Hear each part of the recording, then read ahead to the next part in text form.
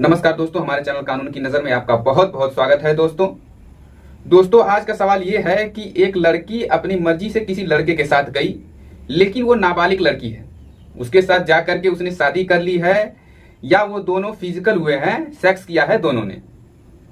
अब ये लड़की लड़के के साथ चली गई है तो पीछे से उसके माता पिताजी ने उसकी एफआईआर दर्ज करा दी है, चाहे वो मिसिंग की हो या अपहरण की हो।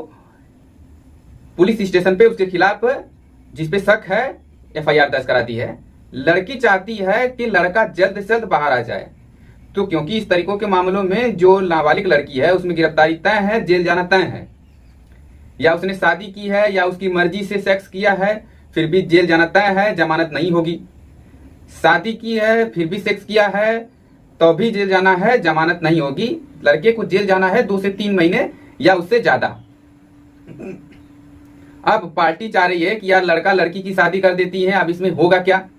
अब लड़का इतनी आसानी से बाहर नहीं आएगा, अब इसमें क्या हो सकता है। या लड़की चाहती है कि लड़का बाहर आ जाए, मैं उसके फेवर में बयान दे दूंगी। दोनों ही कंडीशन के अंदर जहां पार्टी रेडी हो गई है या लड़की चाहती है लड़का बाहर निकल जाए, तो ऐसी स्थिति के अंदर जब कोर्ट बुलाएगा लड़की को बयान के लिए तो उसको कुछ बातों का ध्यान रखना है। अगर लड़की चाहती है लड़के को जल्द से जल्द बाहर निकालना चाहती है, तो अगर कोई पार्टी ये वीडियो देख रही है, उस पोस्को का क्या कोई मामला हो तो देख ले, जान ले किस तरीके से बयान चेंज कराते हैं। ये कॉन्सेप्ट तो चलता है कानून में। तो दोस्तों क्या होता है, लड़का लड़की दोनों अपनी मर्जी से गए होते हैं, लेकिन 363 आईपीसी में 7 साल का केस हो जाएगा। लड़की अपनी मर्जी से जा रही है क्योंकि माता पिता की कंसेंट मस्ट है। अगर अपने माता पिता कंसेंट के बिना मर्जी के जा रही है तो ये इलीगल हो गया। इसके बाद 376, 366 ए अलग अलग धाराएं, ये सब धाराएं जुड़ जाएंगी। क्या करे कि कैसे आए बाहर लड़का। लड़की को समन जाएगा, कोर्ट बुलाएगा। कोर्ट में जाने के बाद लड़की को क्या बयान देना चाहिए, अगर लड़के को बाहर निकालना है तो ये समझ जाइए। लड़की को बयान देना चाहिए कि मैं फला तारीख को, फला दिनांक को, एक्चुअल बतानी है सारी चीजें ये वाली, कि फला तारीख को, फला दिनांक को, फला समय पे मैं अपनी मर्जी से अकेली घर से निकली, और उसके बाद जिन जिन जगहों पे वो गई उन सभी जगहों को एक्चुअल वो बता सकती है। वो अपनी इन बातों के अंदर, इन बयान के अंदर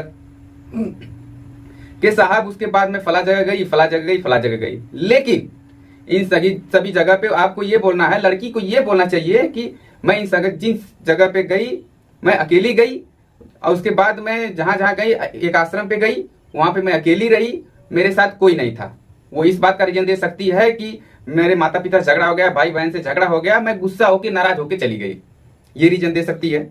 या फिर ये बोल सकती है उस जगह पे कि साहब मैं फला जानकार के घर चली गई थी, वहां पर अपनी मर्जी से गई थी और मैं अकेली वहां पर रही थी, मतलब मेरे साथ कोई गया नहीं था, मैं उसके बाद वहां से वापस आ गई घर पे। या पुलिस से पकड़ा तो साहब मैं, पुलिस ने मुझको जब पकड़ा मैं अकेली घूम रही थी। लड़के के साथ पकड़ा तो मैं ये तभी इनकार कर सकती कि साहब मैं अकेली थी, वहां पे घूम रहा था, उसके साथ पकड़ा।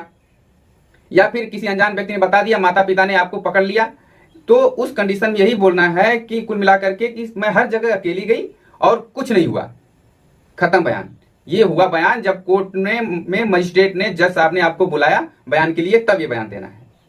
अब सरकारी वकील आपसे ये क्वेश्चन ये करेगा, क्योंकि पुलिस ने जो है अपने खिलाफ तरीके से बयान लिखा है जिसमें एक्चुअल आपके माता पिता ने जो बयान दिया है उसके आधार पर आपने ये बयान दे होंगे कि मैं फला तारीख को, फला समय पर, फला बॉयफ्रेंड ये व्यक्ति आया, हम दोनों गाड़ी पे गए, हम इस होटल में गए, वहां पे संबंध स्थापित किए, हमने एक दूसरे की मर्जी संबंध बनाए, या हमने शादी कर ली, या शादी के बाद हमने संबंध बनाए। या फिर लड़की ये भी कह सकती है कि साहब बिना मर्जी के मेरे संबंध बनाए इसने, एक्चुअल में संबंध तो बनाए, ये कहती है वो पुलिस के बयान में।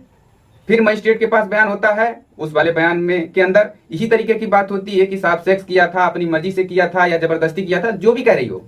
लेकिन आज की तारीख में जो कहना चाहती है वो सरकारी बयान, वकील आपको ये दिखाएगा कि तुम्हारा बयान तो ये है लेकिन आज का बयान कुछ और है। पुलिस वाले बयान के बारे में पूछेगा वो, तो लड़की को केवल इनकार करना है कि ये जो बयान है ये पुलिस ने अपनी मनमर्जी से लिखा है, मैंने कोई बयान ऐसा नहीं दिया है पुलिस को, मैं तो ये कहा था कि मैं अपनी मर्जी से अकेले घर से गई थी, मेरा झगड़ा हो गया था घर वालों से, तब मैं चली गई। उसके अलावा कुछ नहीं बोलना है। अब मजिस्ट्रेट वाली बयान वाली की बात आती है तो उसमें मजिस्ट्रेट पूछेगा कि आप अपनी मनमर्जी से बयान दे रहे हो, कोई दर दबाव तो नहीं ना है। तो उस कंडीशन में आपको ये बोलना होता है कि साहब ये जो बयान है ये गलत बयान है। मैंने पुलिस के डर से, घर वालों के दबाव से बयान दिए थे। ऐसी कोई घटना मेरे साथ नहीं हुई है, इनकार करना है।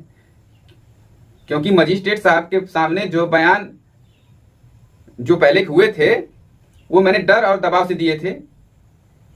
मेरे साथ किसी प्रकार का शारीरिक संबंध किसी दबाव से नहीं बनाया गया है। खत्म कहानी। अब वहां बात आती है मेडिकल की।